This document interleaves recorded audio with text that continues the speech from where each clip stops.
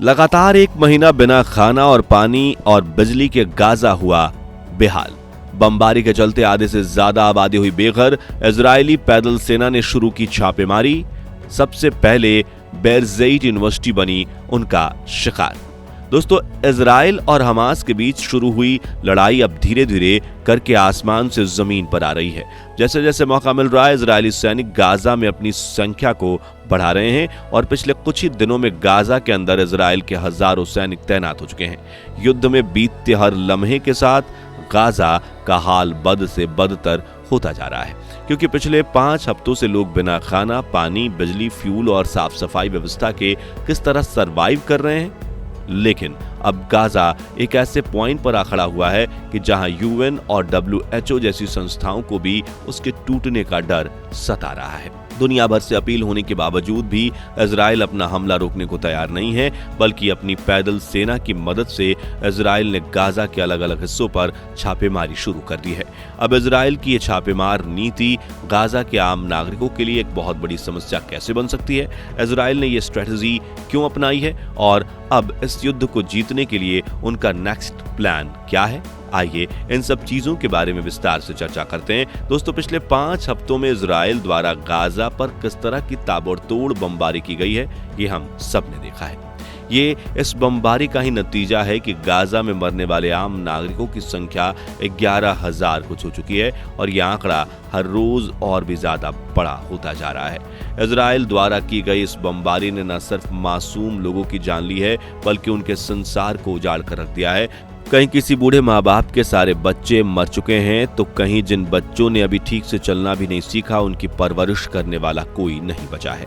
ये तो हुई मरने वालों की बात, लेकिन गाजा में हुई इस बमबारी से लोगों को जान के साथ साथ माल का भी बड़ा नुकसान हुआ है। लोगों के पुश्तैनी घर, जिनके अंदर कई पीढ़ियों ने जीवन गुजारा है, वो अब मलबे के ढेर में बदल चुके हैं। घर के साथ ही उसके मौजूदा सामान, रुपए, पैसे, कपड़े, जेवर आदि सारी यादें मिट चुकी हैं। कल तक जिन लोगों के पास अपना अच्छा खासा कारोबार था, नौकरियां थीं और अपने खुद के घर थे, वे आज बेघर होकर सड़कों पर सोने के लिए मजबूर हैं। जानकारी के लिए बता दें कि गाजा पट्टी की आबादी 2.2 मिलियन यानी 22 लाख है और इसमें से लगभग आधी आबादी यानी 11 लाख लोग इस बमबारी की वजह से बेघर हो चुके हैं। ये ऐसे लोग हैं जिनके पास अब ना सर छुपाने के लिए छत है और ना ही खाने के लिए 2 वक्त की रोटी। यानी ये लोग अपने रहने के लिए रिफ्यूजी कैंप और खाने पीने व दवाइयों जैसी चीजों के लिए गाजा भेजे जाने वाली मदद पर निर्भर हैं। असल में 7 अक्टूबर को जब से यह जंग शुरू हुई, तभी से इजराइल की सेना ने पूरी गाजा पट्टी को सीज किया हुआ है। इस सीज का मतलब यह है कि ना तो कोई इंसान गाजा से बाहर निकल सकता और ना ही बाहर से कोई अंदर आ सकता है। यहां तक कि इजरायली सेना ने खाना पीना, बिजली और फ्यूल जैसी चीजों की सप्लाई पर भी पूरी तरह से रोक लगाई हुई है। हालांकि इंटरनेशनल प्रेशर बढ़ने पर इजरायली सेना ने गाजा और मिस्र को जोड़ने वाला राफा बॉर्डर 15 दिन पहले ही खोल दिया था और वहां से गाजा के लोगों के लिए ट्रक से भर भर कर लगातार मदद भेजी जा रही है। लेकिन पूरी गाजा पट्टी के लिए सिर्फ एक बॉर्डर से आने वाली मदद काफी नहीं है, क्योंकि जो लोग बॉर्डर से दूसरी तरफ रहते हैं उन तक ये मदद पहुंच ही नहीं पा रही है। इसी चीज को देखते हुए WHO और UN की तरफ से इजराइल को ये अपील की गई थी कि वो मदद के लिए कुछ दूसरे बॉर्डर्स भी खोल दें ताकि राहत सामग्री पूरी गाजा पट्टी तक पहुंच सके, लेकिन इजरायली सेना ऐसा करने से साफ इनकार कर चुकी है। उनका साफ कहना है कि वो सिर्फ राफा बॉर्डर को ही खुला रखेंगे, उसके अलावा कोई भी दूसरा बॉर्डर नहीं खोला जाएगा। अब देखिए, सिर्फ बॉर्डर से भी इतनी सामग्री भेजी जा सकती है कि गाजा के सब लोग सर्वाइव कर सकें, लेकिन इसमें दिक्कत यह है कि इजराइल ने फ्यूल के भेजने पर पूरी तरह से पाबंदी लगाई हुई है। असल में 7 अक्टूबर से जब से इजराइल ने गाजा को सीज किया है, तभी से फ्यूल का एक भी कतरा गाजा के अंदर नहीं गया है। इतना ही नहीं, राफा बॉर्डर पर जो भी ट्रक फ्यूल लेकर गाजा में जाने की कोशिश करते हैं, उसको वहीं रोक दिया जाता है। अब आप खुद सोचिए कि जब फ्यूल ही नहीं होगा तो सिर्फ एक बॉर्डर के जरिए आने वाली मदद सामग्री इतने बड़े गाजा में हर तरफ कैसे पहुंचाई जाएगी। यही वजह है कि इंटरनेशनल संस्थाएं दूसरे बॉर्डर खोलने की मांग के साथ साथ फ्यूल की सप्लाई चालू करने की भी अपील कर रही हैं, क्योंकि फ्यूल ना होने से एक बहुत बड़ी दिक्कत ये भी है कि गाजा के अस्पतालों में लोगों का इलाज नहीं हो पा रहा है। दरअसल इजराइल ने गाजा के बिजली काटी हुई है। ऐसे में हॉस्पिटल को पावर देने का बस एक ही रास्ता बचा हुआ है और वो है जनरेटर। लेकिन जनरेटर को चाहिए फ्यूल जो अब खत्म होने के कगार पर है। इसीलिए गाजा का हेल्थ केयर सिस्टम भी अब अपने आखिरी चरण में है और कोलैप्स होने के मुहाने पर आ गया है। दवाइयों की कमी के कारण डॉक्टर मजबूरी में बिना एनेस्थीसिया के ऑपरेशन कर रहे हैं और लोगों की हालत बहुत ज्यादा खराब है। अब फ्यूल तो है ही नहीं और बिजली भी कटी हुई है, इसलिए लोग अपनी कार और बाइक की बैटरी का इस्तेमाल वगैरह करके फोन चार्ज कर रहे हैं, क्योंकि जिस तरह की तबाही गाजा में फैली हुई है वहां एक दूसरे से कनेक्टेड रहने के लिए फोन की अहमियत बहुत ज्यादा है। मगर फोन का इस्तेमाल भी लोग बड़ी दिक्कतों से कर रहे हैं, क्योंकि इजराइल की तरफ से बार बार गाजा पट्टी का पूरा टेलीकम्युनिकेशन ठप कर दिया जाता है। ऐसे में फोन चाहे जितना भी चार्ज रहे लेकिन वो किसी काम का नहीं रहता। दरअसल ये सारी तबाही इजराइल द्वारा किए गए हवाई हमलों का नतीजा है और अब इजराइल की पैदल सेना इस इलाके में ऐसा कहर बरपाने जा रही है जिससे गाजा के लोगों का जीवन और भी ज्यादा मुश्किल हो जाएगा। दरअसल इजराइल लगातार अपनी पैदल सेना को गाजा के अंदर तैनात करने के लिए भेज रहा है और फिलहाल गाजा के अंदर इजराइल के इतने सैनिक घुस चुके हैं कि उन्होंने जगह जगह छापेमारी शुरू कर दी है।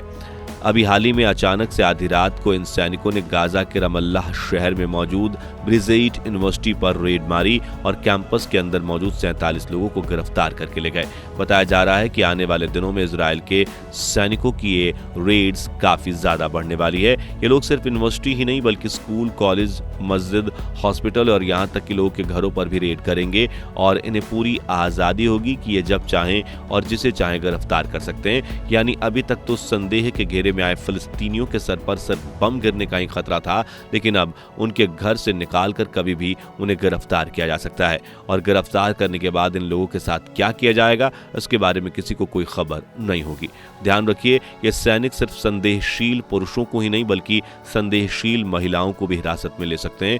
यही वजह है कि फिलिस्तीनी लोगों के लिए इजराइल की जमीनी सेना को उसकी हवाई सेना से भी ज्यादा घातक माना जा रहा है। पर यह सवाल उठता है कि ये सैनिक ऐसा क्यों कर रहे हैं। असल में दोस्तों, इजराइल को शक है कि हमास के लड़ाके गाजा की ही इन्हीं जगहों यानी स्कूल, कॉलेज, अस्पताल और यूनिवर्सिटी वगैरह में छुपे हुए हैं और इन सैनिकों का ये टारगेट है कि वो हमास के आतंकवादियों के संगठन से जुड़े लोगों को ढूंढ ढूंढ कर मारे।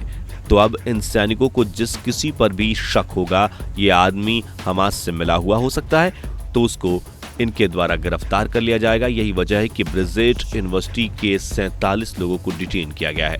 अब इन लोगों के साथ क्या होगा और इन्हें आज़ाद किया जाएगा या नहीं इसके बारे में किसी को कोई जानकारी नहीं है। इजराइल का कहना है कि उनका निशाना सिर्फ हमास पर है और उन्हें आम फिलिस्तीनी नागरिकों से कोई मतलब नहीं है, लेकिन अभी तक देखा जाए तो इस लड़ाई में इजराइल के बमों का शिकार सिर्फ और सिर्फ आम बेगुनाह फिलिस्तीन ही बने हुए हैं। इजराइल के जमीनी सेना और उसके द्वारा की जाने वाली रेड्स को सोचते हुए पूरे गाजा में डर का माहौल है, क्योंकि हमास के साथ कनेक्शन होने के शक में सैनिक किसी भी इंसान को मौत के घाट उतार सकते हैं। वैसे गाजा के इन आम नागरिकों के अलावा इस ऑपरेशन को करते हुए इजराइल के सैनिकों की जान भी खतरे में रहने वाली है, क्योंकि सुरंगों में छुपे हुए हमास के लड़ाके किसी भी तरफ से इनके ऊपर हमला कर सकते हैं। जो लोग नहीं जानते उन्हें बता दें कि हमास ने अपने अड्डे जमीन के ऊपर नहीं बल्कि धरती के नीचे सुरंग में बना रखे हैं। इन्होंने पूरे गाजा पट्टी के नीचे सुरंगों का ऐसा जाल बनाया है जो कहां से शुरू होती हैं वो कोई नहीं जानता। इनके अलावा कोई नहीं ये जानता कि इनकी सुरंगें कहां शुरू होकर कहां खत्म हो रही है और इन गहरी सुरंगों में हमास ने अपने हथियार भी छुपाए हुए हैं। तो अब इजराइल की जमीनी सेना व हमास के बीच होने वाली आमने सामने की इस लड़ाई में किसकी जीत होगी? वैसे आपको क्या लगता है, इजराइल अपनी स्थल सेना के दम पर यह लड़ाई जीत सकता है या नहीं? कमेंट करके अपनी राय जरूर शेयर करें। बाकी दोस्तों, हमारी आज की इस वीडियो में बस इतना ही था। वीडियो अच्छी लगी हो तो इसे लाइक और शेयर जरूर करना और अगर आप हमारे फेसबुक पेज पर नए हैं तो पेज को फॉलो भी जरूर करें। मिलते हैं जल्दी एक और इंटरेस्टिंग वीडियो में, तब तक के लिए गुड बाय, जय हिंद।